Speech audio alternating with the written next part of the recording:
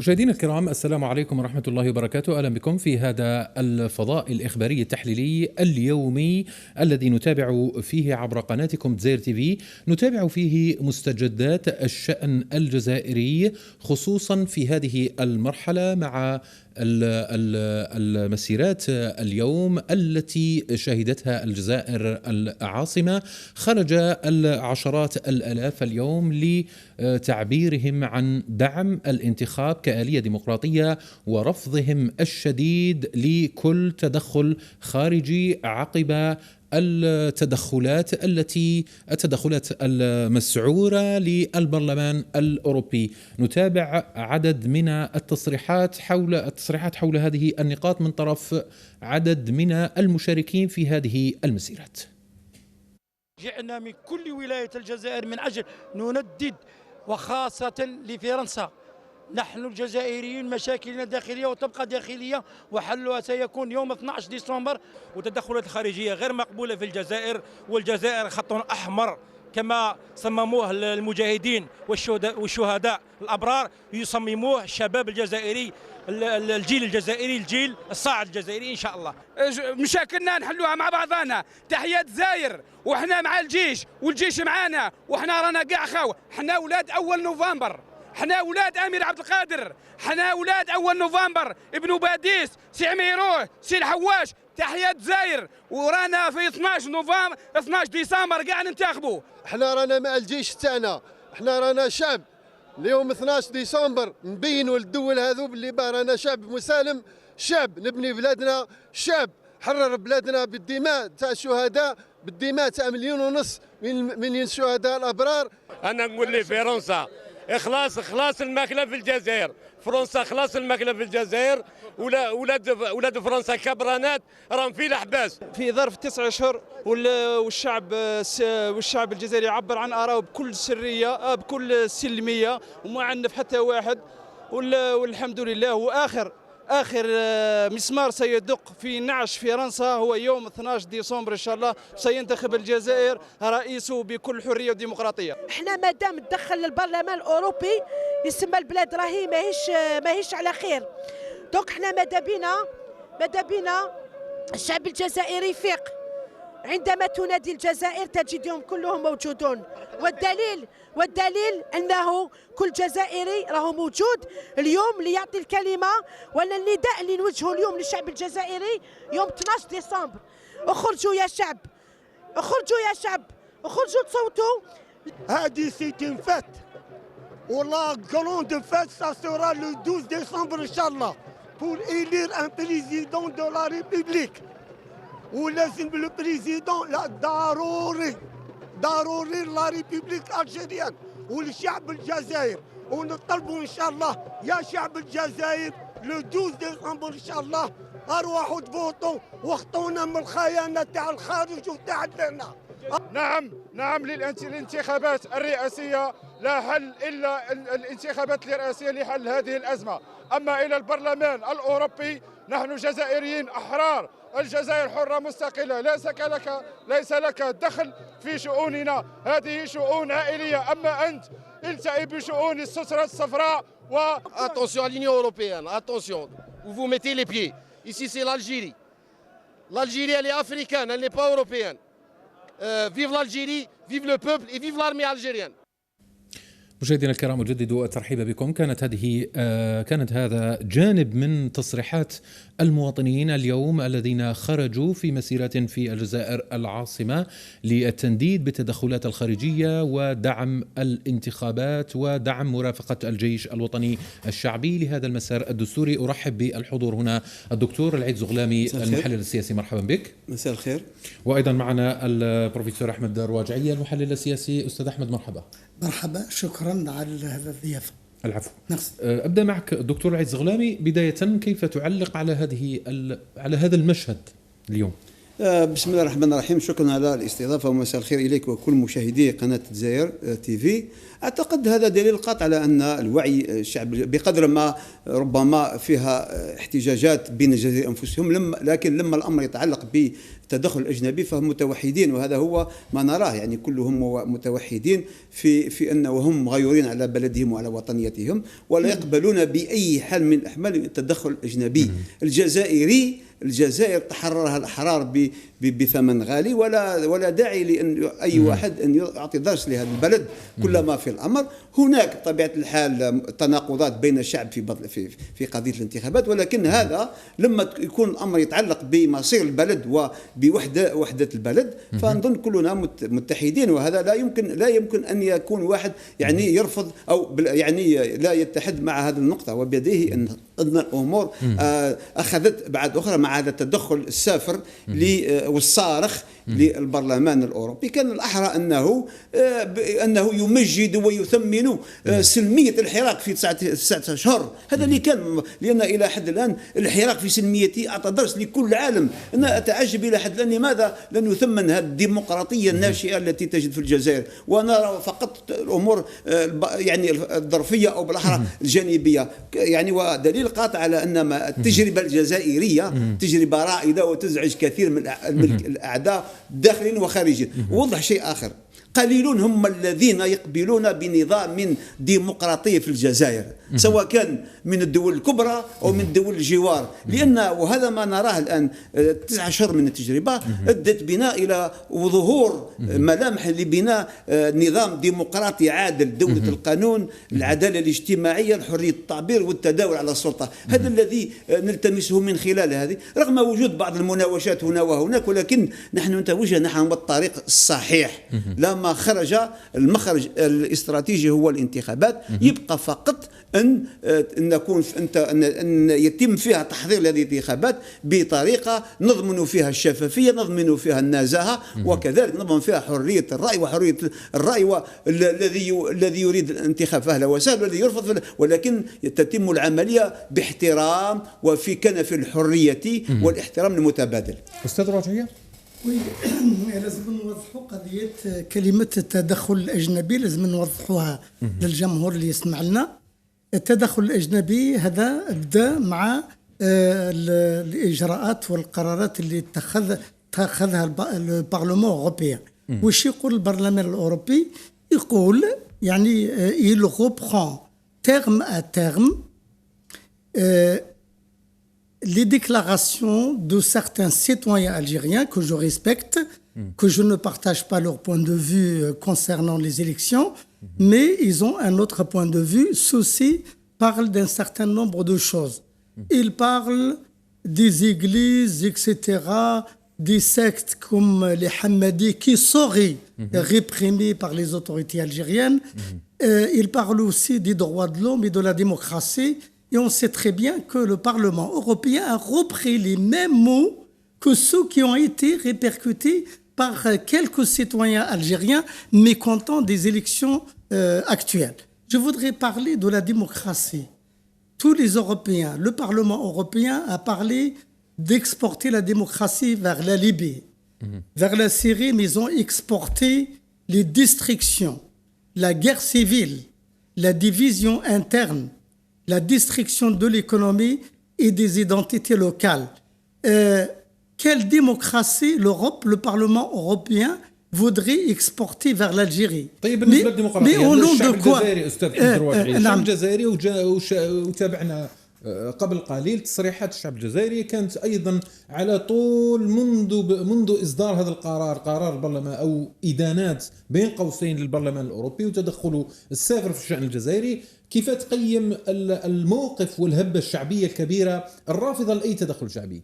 يعني منسوب الوعي ارتفع. شوف من فضلك، كاينين جزائريين ضد الانتخابات ولازم نقولوها يعني بصراحة، ما نكونوش ديماغوجيين، ولكن الأغلبية الساحقة من الجزائريين عندما تكون المصالح الوطنية في خطر، في الجزائريين يتوحدوا. مام هذون اللي راهم ضد الانتخابات عندهم روح الوطنية، وطنيين عندهم الوطنية يفسروها حسب الشعور تاعهم، مش معناها راهم ضد الجزائر. مام كي يطلبوا من لا كوميونيتي اوروبيان مثلا دعم، انا متاكد كاين فيهم يعني الناس صادقين، يعني النية نتاعهم خالصة. طيب ولكن الموقف نية خالصة. أستاذ العيد زغلامي، الجزائري يروح للبرلمان الأوروبي ونيته خالصة، هكذا يقول الأستاذ الرواجعية. ربما على خطأ، ربما كيف على خطأ؟ نقصد، تفضل أستاذ. أنا اسمح لي، أنا لازم ما فهمتش مليح. نقصد يعني هو يشعر يحسب اللي راه يدافع على بلاده، ولكن في الواقع يعني لما يطلبوا من الأوروبيين الدعم هذا راه شيء خطير. طيب أستاذ، هل هذا تبرير من طرفك أنت للجزائريين اللي راحوا للبرلمان الأوروبي وطلبوا منه التدخل وطلبوا منه هذا الموقف؟ أنا قلت ضد هذا الموقف. أنا قلت راني نفهم، قلت باللي كاين الجزائريين أستاذ ما نحكموش النوايا، نحكموا الأفعال. حتى احنا ما نحكموا النوايا، لا نضرب بصراحة. أنا شوف لازم نكونوا حياديين كصحفيين وكباحثين. احنا نتسائلوا برك. أنا قلت كاينين جزائريين بدون وعي خاطئين يغلطوا، يروحوا يطلبوا دعم أوروبي، وهذا الطلب راه خطير ما يخدمش البلاد. نورمالمون هذه المشكلة تتحل بين الجزائريين مهما تكن يعني الخلافات بيننا، مهما تكون الخلافات بيننا، هذا الشلاطة هذا الروينة تبقى بين الجزائريين. يعني احنا ماناش متفاهمين نتناقشوا، بصح ما نشتموش بعضنا كما يفعل الكثير. أنا في الفيسبوك يسبوا فيا، ونظن يسبوا في الصحفيين اللي ما يشاطروهمش في الأفكار. كيفاش احنا نقدروا نديروا مشوار نبنوا بلد ديمقراطي مع فئات يعني إرهابية تستعمل الإرهاب اللفظي ومام الفكري بيان سور تستعمل اسمه لا فيولونس، العنف يعني بالكلام، وربما هذا الناس قادرين يتعدوا على مواطنين اخرين جسديا، وهذه ليست مقبولة اطلاقا. انا نقول باللي قضية الديمقراطية، قضية الانتخابات قضية جزائرية. احنا عمرنا ما تدخلنا في شؤون فرنسا. انا نشوفوا فرنسا يعني elle viole les droits de l'homme. مثلا le problème de l'islamophobie, les agressions contre les femmes voilées, les agressions contre les mosquées qui sont détruites à Paris. Voilà, et les droits de l'homme, ils ne parlent de la laïcité. Mais la laïcité, leur propre laïcité, qu'est-ce qu'elle dit? Elle dit la liberté de culte et que l'État n'interfère pas dans les religions et que la religion elle est tolérée, elle est même encouragée par la République démocratique. Voilà ce que je voulais dire. Voilà. أستاذ العيد زغلامي، نحن الآن أمام موجة كما كان يقول الأستاذ الرواجعية، أنه من يختلف في الرأي يتعرض للتخوين، يتعرض للإرهاب الفكري بين قوسين. الآن موجة الوعي هاته الرافضة للتدخل الأجنبي، ولكن في نفس الوقت فيه انقسام حول المشاركة من الانتخابات من عدمها. المواطن الذي يشارك الآن يتعرض لأبشع، شاهدنا في الريزو سوسيو في وسائل التواصل الاجتماعي أنه فيه عدم تقبل للآراء الداعمة المقتنعة بالفعل الديمقراطي الانتخابي كفعل ديمقراطي. يعني حقيقة هذا سلوك غير مقبول بتاتا، لا يبدو بأي صلة بالديمقراطية واحترام الرأي والرأي الآخر. نظن المبدأ اللي خرج من أجله أو الأهداف اللي خرجت من أجلها آلاف وملايين الجزائريين منذ 22 فبراير هو مفاده وضع حد للهيمنة واحتكار وتسلط والأبوية التي سادت لمدة طويلة في البلد. حان الأوان أن يتحرر كل واحد منا، سواء كان صحافي، سواء كان أستاذ، سواء كان قاضي، سواء كان في أي منصب كان من في مكانه، أن يتحرر ويتقبل الآن بأننا بصدد إنشاء نظام جديد، نظام وأفكار جديدة وجزائر جديدة. تم هذا الجزائر لا تؤمن بالإقصاء. نعم، لا تؤمن بالإقصاء للرأي الآخر. لا تؤمن بالإقصاء، بل في الاحترام والحرية، الاحترام للأفكار للجميع في ظل جزائر موحدة. هذا اللي لازم نتفق عليه الجميع، لا للعنف، لا للابتزاز، لا للتحريض، لا للاستفزاز. هذا اللي لازم يكون. اقرا واطلع على ما يكتب في طبيعه الحال الشبكات الاجتماعيه، كان الأجدر اننا نثم من الافكار النيره التي جاء من اجلها الحراك، وهي تحرير الانسان من التدخل الاجنبي، وكذلك تحريره من استعمال العصبيه والجهويه والعنصريه والاقصاء. بديهي اننا نحن مقبلون على 12 ديسمبر، ونقول واعاد واذكر 12 ديسمبر هو مخرج استراتيجي بالنسبه للانتخابات. يبقى الان على عاتق المسؤولين واصحاب القرار ان يهيئوا وان يحضروا لهذه الانتخابات على كي ان تجرى بطريقه شفافه ونزيهه، وكذلك نبعد كل ما هو عنصري وتطرفي في العمليه، ونترك الذين يفضلون الانتخاب اهلا وسهلا، والذين يرفضون والذين هم محايدين. اذا حان الاوان ان كل جزائري يعبر عن رأيه بكل حرية، ولا داعي بكل احترام أيضا، ولا داعي لاستعمال العنف اللفظي والعنف الجسدي وغير أنواع العنف مهما كانت. يعني أنا ضد أي عنف وأي اعتقال، كل ما في الأمر أننا نمتثل إلى الاحترام. أنا إلى حد الآن أقول وأعيد 6 شهور 9 شهور من الصور الحضارية السلمية، إنه بعض الجهات تحاول أن تعكرها. لماذا تعكر هذا؟ إحنا الآن أعطينا صورة يعني للعالم كله. نرى ماذا يحدث في بوليفيا، ماذا يحدث في لبنان، ماذا يحدث في فرنسا، ما يحدث في العراق، ماذا يحدث في بريطانيا، إلى غير ذلك من الأماكن كلها عنف. ما حدث في هونغ كونغ، كل دول العالم تعرف العنف، والجزائر يعني انفردت بطابع السلمي. فالرجاء أن نبقى بسلميتنا وحضارتنا. طيب السلمية من أين جاءت أستاذ؟ السلمية الآن بدنا نتحدث عن سلمية الشعب، يعني فيه فعل، فيه ممارسة للسلمية من طرف الشعب، ولكن فيه أيضا مرافقة من طرف المؤسسات أيضا لتأمين الأجواء. مثال بسيط، منذ الأسبوع الماضي كانت فيها بعض المناوشات وقعت في بويرة على سبيل منذ حضور المترشح لبن فليس، وكان بعض الشبان رموا بالحجارة، وكان في نفس الوقت على مستوى مواقع التواصل الاجتماعي والشبكات الاجتماعية كانت قال لا لاحتجاجات بالعنف. فهذا يسمى العنف. انت ضد أو معه، فالرجاء أن تحتكم إلى العقل ولا الضمير ولا الحرية. إذا أنت تفرض على الآخرين،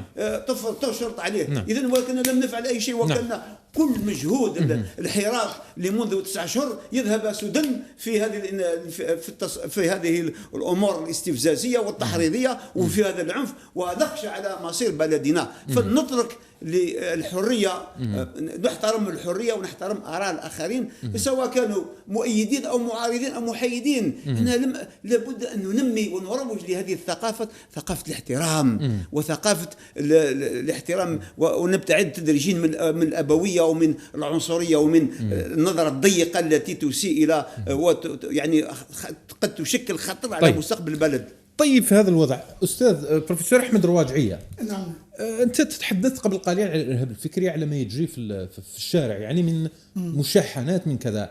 هل هذا الشحن والتجيش عادي، أم هناك من يقف وراءه وربما بين قوسين يستمتع بما يجري الآن في الشارع؟ أنا كنت أعطوني الفرصة باش نتناقش. تفضل أستاذ، النقاش مفتوح. كاين عاملين، كاينين ناس مستعملين من قبل ايديولوجيات نتاع طوائف، ايديولوجي دوكترين، وهذا الايديولوجيات هذه احنا نعرفوا باللي عندها علاقه مع الخارج، مع التيارات الخارجيه.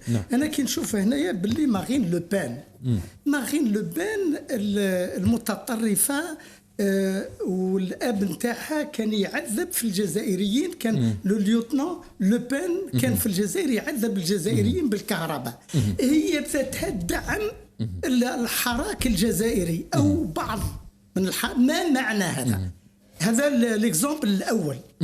الاكزامبل الثاني كيفاش رافائيل غلوكسمان ابن الفيلسوف الصهيوني، هو النائب اللي كان وراء هذا غلوكسمان عنده اصدقاء جزائريين، ونقول لكم هذون الصهاينه في فرنسا عنصريين اكثر من الاسرائيليين في اسرائيل، لان في اسرائيل كاين تيار يعني يساري يدعم القضيه الفلسطينيه او اقل عنصريه من الصهاينه في اوروبا الغربيه خاصه فرنسا.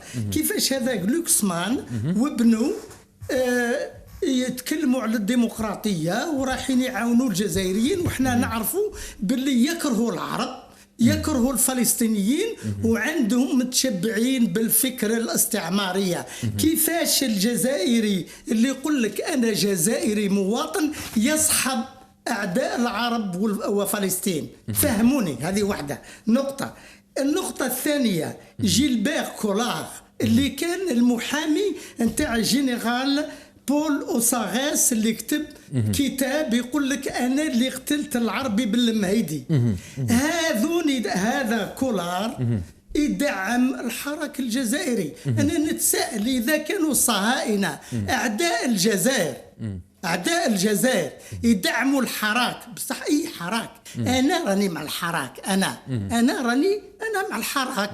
الجيش كما قلت أنت رافق الحراك، وكان ما جاش الجيش درك يقولوا لي راك تشيد معليش ما راح. شوفوا هم يقولوها لي ما راح ليش. كان ما جاش الجيش واقف يعني في المظاهرات هذه كن رحنا إلى حرب أهلية، وهذه نأكدها لخاطرش أنا ندير استطلاع، درت تحقيق. هناك من يتربص بمطالب الجزائريين وحراك الجزائريين. اسمح لي نقطع لك الكلام معليش ياك. احنا قلنا كون ما جاء سلمية الحراك اللي راهم يشكروا فيها امام الصهاينة منين جات؟ كون ما جاتش يعني الامن العسكري والقومي الداخلي كان ما جاش يعني رافق هذه المظاهرات الضخمة التي لم يكن لها مثيل في يعني في التاريخ المعاصر.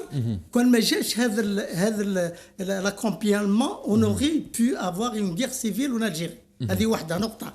ثانيا كيفاش يعني مدافع أوساغاس يرحب بالحراك الجزائري ويقول باللي الدولة الجزائرية لازم تحترم حقوق الإنسان؟ هل فرنسا والاتحاد الأوروبي يحترم حقوق الإنسان وخاصة الأقليات؟ نقدر نذكرها. أنتم تعرفوا باللي الأقليات، اسمح لي من فضلك، لي لونغ ان فرانس. جاك شيراك في ماي 90 رفضا قاطعا استعمال اللغات المحلية من بينها لو بغوتون. مش معترفة كجزء من التراث الوطني القومي لو باتريمون، ولكن ان ني با ريكوني كوم لونغ ناسيونال. هذه اللهجة الفرنسية، اللهجة الفرنسية كل اللهجات، لو باسك، لو بغوتون، لو كاتالان، لوكسيتان، لو كورس، لو تايسيان، لو كريول، كل martiniquais هذول ne sont pas reconnus comme des langues nationales, sont considérés de manière péjorative comme des patois. Alors que chez nous, la mazérité, et la mazérité, je vous fais remarquer que la région kabyle ne monopolise pas la mazérité. La mazérité, c'est les Touaregs, c'est les Mozabites, c'est les Chaouis. Moi, je suis amazir. Vous savez que Biskra est le prolongement naturel et historique des Chaouis. La moitié des Biskris sont des Chaouis, qu'on le veuille ou pas. Alors, il est interdit, je dirais, il est anormal qu'une minorité nationale d'Amazirs monopolise la cause amazigh et puis elle s'impose, elle s'institue comme la défenseuse de la mazérité. C'est pas acceptable. Je reviens à l'Espagne, à l'Europe communautaire. Aucune langue. Les Flamands, les Belges n'ont pas reconnu les Flamands. Il y a un problème même qui se pose en Italie du Nord, en Espagne et en France pour les langues régionales. Il y a même menace d'autonomie. Et malgré ces menaces, les États demeurent solidement ancrés dans la langue officielle qui est leur langue. La Constitution française, par exemple, dans son article 3 de 58, elle dit clairement, elle répète que la nation française unie, indivisible, est la langue exclusive de la France, c'est le français et rien de plus. Rien de plus. أستاذ في هذه النقطة دعني أسألك في هذه النقطة أستاذ. فيه نقطة هامة بزاف ممكن تهم المشاهد. بالنسبة أنت تحدثت على ما يجري في الدول الأوروبية أنه ما لا تشتهيه لنفسها تشتهيه الجزائر من تقسيم وكذا، ولكن الآن في الجزائر في الحالة الجزائرية هل نتحدث على انحراف لبعض المطالب؟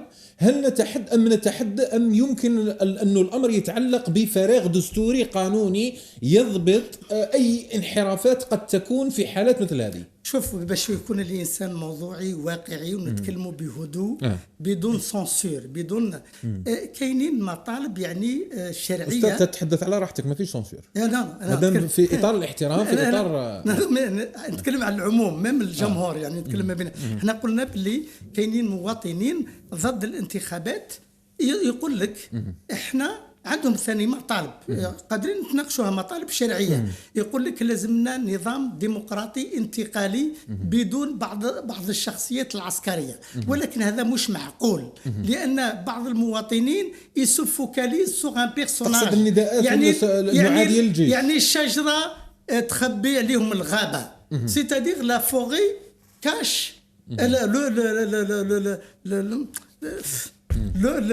l'arbre cache la forêt. Il ne voit pas que derrière un personnage important soit-il, il y a des institutions, il y a une institution, il y a des hommes honnêtes qui n'ont pas été trompés, des gens compétents dans l'institution militaire et policière, des gens qui aiment l'Algérie, qui ne sont pas là seulement pour percevoir un salaire. Ce sont des citoyens et qui travaillent pour des salaires de misère pour construire l'État. احنا بصح في هذا الحراك احنا لازم نفهموهم ونتناقشوا معاهم، مش ثاني احنا ما نطيحوش في لو ديفو في لو ديفو انفيرس، يعني الاقصاء. ما نكونوش يعني كما هما نقصيهم. هذون يقول لك لازم انتقال ديمقراطي ولازم الممثلين تاع الحراك. انا قلت لهم هذا الزملاء ما عندناش ممثلين حقيقيين خرجوا من الحراك. الناس اللي يدعوا بلي راهم من الحراك جاوا من الاحزاب التقليديه، الاحزاب التقليديه التي لم تكن لها اي مصداقيه بالنسبه للاغلبيه الساحقه من الجزائريين. والمشكله باش المؤسسه العسكريه يعني تتناقش مع الحراك، لازم الحراك يكونوا عنده ممثلين ويكونوا مفوضين من قبل الشعب الاغلبيه الساحقه. انا حتى الان ما شفتش يعني يقولوا لي انا ويسبوا لي، يقولوا لي يا استاذ ممثل الحراك راهم في السجن. عندهم حق، ممثلين بعض يعني بعض من ممثلين الحراك نعم راهم في بليده وفي الحراش، نعم كاينين بيان سور. هذول ممثلين الحراك بالنسبه كي يقولوا لي راهم في السجن، معناها اللي راهم في السجن اللي سرقوا وخلاو البلاد هدموها، هذول يمثلوا الحراك بالنسبه لي. لا ولا وانا سمعت زعيم سياسي مره سمعته وهي مكتوبه عندنا لا بروف، يقول لك الجيش الوطني يعني اخطر من الجيش الزعيم. الزعيم انت حزب، يقول لك قائد حزب يقول لك الجيش الجزائري يعني عر من الجيش الفرنسي. هذا كون جاء في امريكا ولا في فرنسا يعاقبوه يتابعوه. انا نقول لكم هذا مش كلام. احنا عندنا بعض المناضلين يحسبوا الشتم والسب هو من علامه الديمقراطيه. أستاذ تفضل، كان عندك تعقيب قبل التعقيب. هو نظن لا أحد يقبل بتدخل أجنبي مهما كانت صفته، مهما كانت طبيعته، حتى ولو بطاوة من طرف جزائريين. بديهي أن الحراك منذ 9 أشهر فيه وما عليه، كاين مجموعات تنادي بتوجه معين، والحراك تم ربما اقتحامه أو احتوائه من مجموعة إلى أخرى، ولكن هذه طبيعة الحراك. كل ما في الأمر أن الحراك تلقائي ويعبر فيه شرائح المجتمع، فيه التوجهات إلى غير ذلك. الشيء الذي نرفضه هو بطبيعة الحال أن لا يتحول هذا الحراك أو لا يستعمل هذا الحراك ولا يستخدم هذا الحراك للمساس بالدولة الجزائرية ومصير الدولة. هذا اللي لا أحد يرفض، لا أحد يتفق معه. يعني نرفض جملة وتفصيل أن يتحول الحراك إلى لعبة من طرف الأجانب ويحاولون التأثير ويوجهونه لخدمة لمصالح، لأن المجموعة التي وراء بطبيعة الحال وراء التقرير أو وراء اللائحة التي صدق عليها، هم معروفين بعدائهم للجزائر والثورة الجزائرية والوطنية والتاريخ، وهذا معروف. بطبيعة الحال لما نتكلموا على غلوكسمان وهو عضو في الحزب الاشتراكي، والحزب الاشتراكي هو عضو في الأممية الاشتراكية العالمية، والجزائر كاين أحزاب من الجزائر، حزب من الجزائر ينتمي إليها، فبديهي هناك الامتداد الأيديولوجي والسياسي لهذا الحزب، وهو إملاءات ويتحصل عليها من الأجانب. الامتداد الأيديولوجي أستاذ العز غلامي، وأنت متابع الأمور هذه، هل هو تعبير عن توجه لنائب معين أو حزبه، أم هو تعبير غير مباشر بيحظى بدعم غير مباشر من طرف دوائر فرنسية قد تكون رسمية؟ هذه بطبيعة الحال لا استبعد هذا، والدليل على ذلك أن هم لم يتكلموا فقط على قضية الحرية والحراك، اليوم شفنا تنديد كبير من طرف الشعب بالموقف الفرنسي.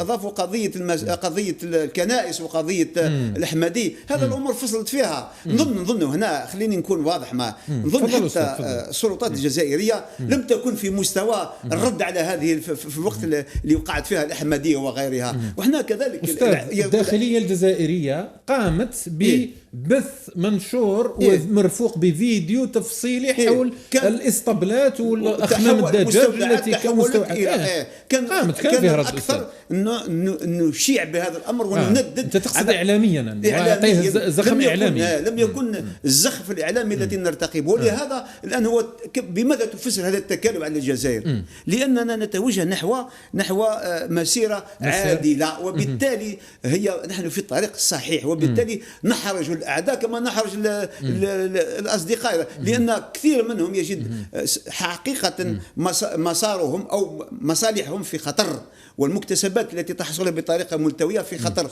لهذا يحاولون عرقلة المسار الانتخابي، انه فيه مصالح مشتركه بين اطراف الداخل وفي الخارج. التهويل الان او الذي يجعل والتغطيه الاعلاميه ومواقعه، هذا انا شخصيا احبذ ان لا داعي ان يكون فيها نظن فيها نوع من الحساسيه المفرطه. الان حسم الامر، والدليل على ذلك ان ما قام به البرلمان الاوروبي هو توجه معين ولائحه ليست لها سلطة تنفيذية، بل هي استشارية، هي غير ملزمة. صحيح أستاذ، لكن أستاذ اسمح لي أستاذ، تفضل اسمح لي لو سمحت أستاذ، أنه القرار أو هذا ما صدر عن البرلمان الأوروبي هو تهيئة إلى، هل هو هذا ما كنت أود أن أسألك، هو غير ملزم، ولكن هل يعبر عن توجه مستقبلي على الأقل في المدى القريب وليس المتوسط للبعيد؟ توجه رسمي من طرف الدول الأوروبية. الخطر، شوف الأخ عبد الله، خليني نكمل لك تفضل اسمح لي. هل فيه توجه من طرف الدول الاتحاد الأوروبي وعلى الأقل الدول النافذة في الاتحاد الأوروبي أنه فيه توجه ربما لخطط ما تحاك ضد الجزائر؟ هذا وارد أم هي مجرد كلام؟ لا تخيلات؟ ليس مجرد، هو وارد. لماذا؟ لأن البرلمان الأوروبي يعبر على الناخب الأوروبي، معنى بعبارة أخرى هو يعبر على الأحزاب الأوروبية، يعبر على الآراء، الرأي العام الأوروبي، ويعبر على اهتمامات والمجتمع المدني. هذا المجتمع المدني هو الذي في بداية الأمر الآن يخص المجتمع المدني والطبقة السياسية. المرحلة الثانية هم أن يحولونها إلى طلبات سياسية، ويحولونها دقيقة الله يخليك إلى الاتحاد الأوروبي. الاتحاد الأوروبي موقفه قال احنا موقف سياسي، هم يحاولون الحفاظ على مصالحهم في المنطقة، ولكن القاعدة الأوروبية على اتفاقه الرابح خاسر، الاتفاق بين الجزائر والاتحاد الأوروبي، الجزائر خاسرة والاتحاد الأوروبي رابح اقتصاديا. هذا معروف، ولكن الخطأ فينا هنا، لأننا كان الأجدر أننا نعيد النظر فيها. لكن التقرير أو بالأحرى لائحة البرلمان الأوروبي هي تحضير للأفكار وتحضير للرأي العام الأوروبي، لأن ضرورة أن يكون فيها لائحة على مستوى السياسي، وهنا نتكلم على رفع السقف، يعني رفع السقف والى طيب سنشهد في الايام المقبله خطوات اخرى. لماذا؟ اذا لم تاخذ الجزائر على عاتقها وتكون رد فعل وحاسم. ما المطلوب من الجزائر الان؟ المطلوب من الجزائر، ولاحظنا ما قامت به يوم امس بيان من وزاره الخارجيه، كان بيان شديد اللهجه جميل، ولكن لازم يكون بيان يتبعه قرارات تحركات على الميدان مثلا قال سي محمد نحن الميزانيه او كما قال الاخر التوازن بين التوازن الاقتصادي لصالحكم، فنضع حد. ولهذا المطلوب هذا الامر يحتاج الى رئيس منتخب، لا بطبيعه الحال الى شرعيه، ونحن بصدد هذه الشرعيه. الان الفراغ الذي يعرفه الجزائر تستفيد منه كثير من الدول. نعطيك مثال بسيط. جمهورية تشيك ماذا قامت منذ يومين؟ قامت بفرض فيزا على الجزائريين الذين يكونوا في الترانزيت، يعني وهذا عبور فقط يفرض عليك. سابقا كانت دول اخرى مثل فنلندا ودول اخرى رفضت. اذا معنى هذا ان هناك يكاد يضعون الجزائر في عزله دبلوماسيه. لهذا ضروره التسريع في انشاء في انتخاب رئيس ولو بشرعيه مهتزه. طيب سأنتقل استاذ احمد رواجعيه. اليوم نعيش مثل ما كان يقول الأستاذ العيد زغلامي، نعيش هذه المرحلة، ربما في فراغ، في رئيس دولة، في برلمان، في كذا، ولكن ما فيش رئيس منتخب. هل يمكن الحديث اليوم عن استثمار خبيث سلبي من طرف الهيئات الدولية ممكن في ارتباطات لعدد من الأطراف هنا في الجزائر لهذا الوضع لي ذراع الجزائر ولابتزازها في هذه المرحلة ما دام ما فيش رئيس منتخب؟ دابور ندير ملاحظه للزميل الاستاذ الدكتور العيد زغلامي. ما كانش يعني جمهور مدني، يعني سوسيتي سيفيل اون اوروب كونتريرمون اوز ابارونس. ما كانش لما البرلمان على الارض هذه لما يتخذ قرارات البرلمان الاوروبي يتخذوا باسم القوة السياسية النافذة الاقتصادية والمالية والسياسية، لوبيات. هذا التصريح نتاع البرلمان الأوروبي يشكل خطر وتدخل واضح في شؤون الجزائر. كي يقولوا نقرأ بالفرنسية، تفضل أستاذ.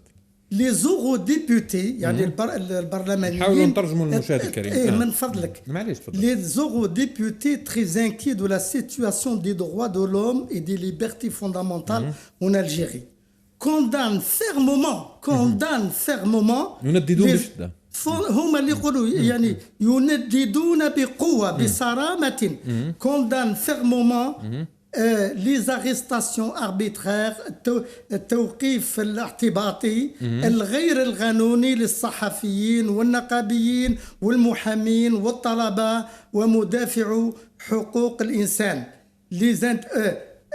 ainsi que l'emprisonnement, les attaques et les intimidations des journalistes, syndicalistes, avocats, étudiants, défenseurs des droits de l'homme et des manifestants pacifiques qui prennent part aux manifestations de مباشرة الفكرة التدخل الأوروبي والأوروبي هذا التصريح il n'est possible que lorsqu'ils trouvent des relais en Algérie. كل ما عندهمش دي غولي في الجزائر ما يتكلموش هذه اللغة. كل ما عندهمش شبكة قوية داخل البلاد، دعايم مادية، ما نقولش حركة، نقول فقط عملاء. كل ما يكونش عندهم عملاء ديمقراطيين ولا مش ديمقراطيين ما يهمنيش أنا، كل ما يكونش عندهم دعم ما يستعملوش هذا اللغة نتاع التهديد ضد البلد. هذه امور واضحه. كاين بالعوده الى سؤالي، انا ما نقولش كومبلو، كاين نوع من يعني collaboration entre certains partis algériens, pas forcément parmi le حراك. يدي حراك honnête mais manipulé. هاني نقول كاين مواطنين في الحراك يعني صافيين ولكن مانيبولي، مستعملين بدون ما يشعروا، بدون علم. بصح نقطة سمحوا لي، الجمهور نقدر نقولوا جمهور كبير من الجزائريين من بينهم أنا مانيش أبدا يعني مقتنع باللي بالمنتخبين الخمسة. أنا صراحة هذا الرأي نتاعي، ولا مانيش أبدا ما يعجبونيش، ولكن يعني فوت دو ريبريزونتون، فوت دو بيرسوناليتي كريديبل، جو ني غير لو شوا موا أحمد رواجعية que de les accepter. Je parle en mon nom personnel. Faute de mieux, j'accepte ces 5 candidats. Parce que je n'ai pas, je n'ai pas trouvé mieux, et je pense qu'on doit respecter les Algériens. لازم نحترموا الجزائريين اللي غضبانين عن هذا الامر، نحترموهم ولازم نسمعوا لهم ونتناقشوا معاهم. احنا ce dont on a besoin. même المؤسسة العسكرية والشرطة، ce qui nous manque c'est la langue de communication. يخصنا كامل. يعني نتكلم على المواطنين العاديين كما أنا، وثاني المؤسسة العسكرية والبوليسية والأمنية لازم تتحرك شوية، تتحرك يعني تحسن لو سيستيم دو كومونيكاسيون تاعها، ما تبقاش دائما بلغة الخشب. وكي نقولها راني حبيت نساهم يعني في تحسين الأمور. هذا مش، اسمح لي من فضلك يا أستاذ، هذا مش، هذا تفضل أستاذ، هذا مش نقد سلبي، هذا نقد بناء. هذا مش حبيت انا مانيش ندافع على اي جهه. اسمح لي، هذا نقد بناء. انا ماذا بيا ان شاء الله في المستقبل يعني المؤسسات السياسيه والعسكريه لازم تتحسن. ديجا انا كملاحظ كسوسيولوج يعني لاحظت باللي كاين هناك تحسن. طيب يعني استاذ اسمح لي استاذ، نعم. كل البيانات كل التصريحات، يعني التصريحات الآن راهي تسمي الأسماء بمسمياتها. الأسماء الآن أنا قلت تحسن، أنا قلت لا أستاذ، أنا مانيش، أنا نقول لك، أنا نقول أنا لاحظت أنا بعيني في المظاهرات كاين، شوف ميم المعاملات، معاملات سي سيستيم دو كومونيكاسيون. البوليسي كي يعامل المواطن سي ان ميساج فور. استاذ باختصار شديد 30 ثانيه على سؤالي. انا قلت لك اسكو فيه الان فيه ابتزاز واستغلال للعدد من الاطراف الاجنبيه اللي الفراغ ممكن فراغ ما فيش رئيس منتخب في البلد. طبعا هاني قلتها ونكررها ونعاودها.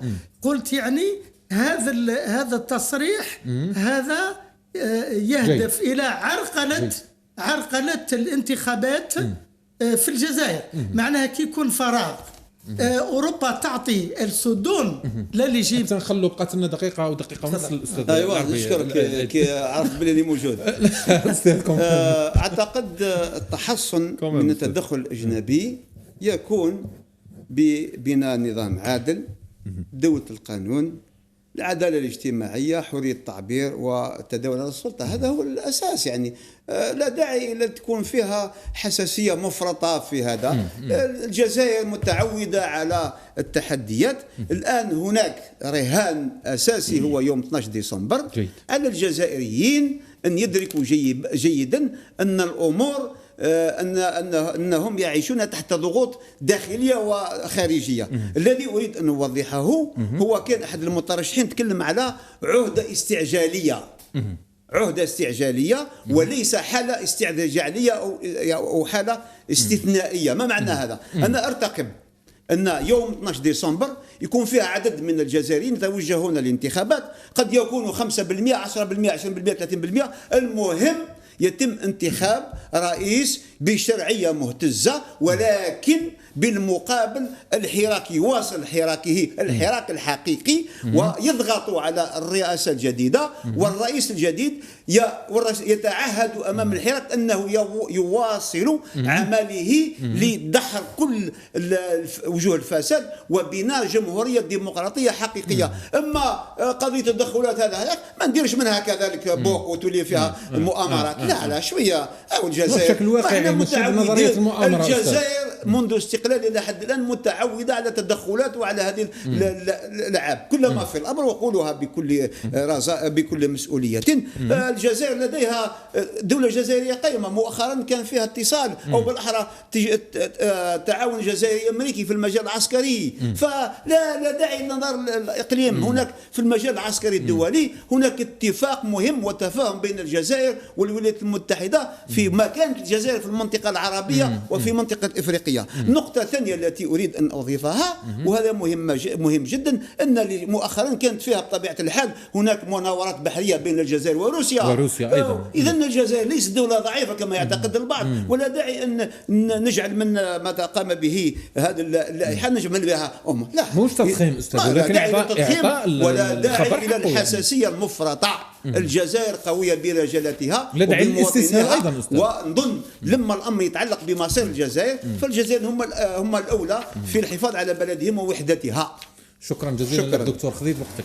بارك الله فيك. يا مليح. دكتور العيد زغلامي، أشكرك جزيل الشكر على حضورك معنا هنا في الاستوديو. أيضا أشكرك الأستاذ أحمد الرواج عيال محلل السياسي. شكرا جزيلا. شكرا. مشاهدينا الكرام، ختام هذا العدد من المتابعة اليومية لما يجري في الجزائر. شكرا جزيلا والسلام عليكم.